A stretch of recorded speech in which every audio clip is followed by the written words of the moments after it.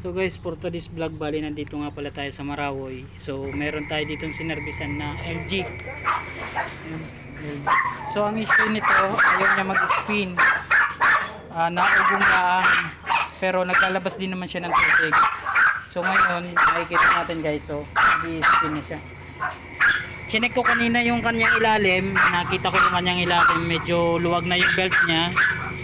Tapos na may chinek ko yung kanyang capacitor, yun na check ko sa capacitor niya, nasa 2 ano na lang yung reading niya, dalawang ano na lang, 10 yan, so 2 na lang na kanyang nare-read. So bumili tayo ng 10 UF yan, so compatible po ito kasi ito po yung original niya, yan.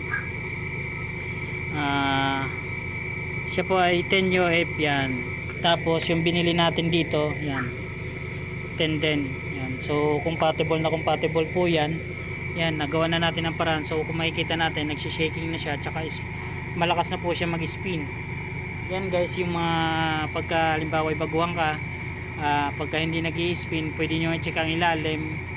Kung marunong kayong mag-adjust sa mga adjustan, tsaka yung belt niya, pinakauna mong titignan doon. Baka mamaya ay maluwag na din, hindi na nakakapag-produce ng pag-ikot kasi dudulas yung kung medyo ano na siya, maluwag na. Pagkatagalan po ng unit na yan, nagkakaroon ng ano yung unit, parang hindi na siya nag-expand yung kanyang ano, yung kanyang belt. Tapos pagka hindi pa rin, bumili kayo nito.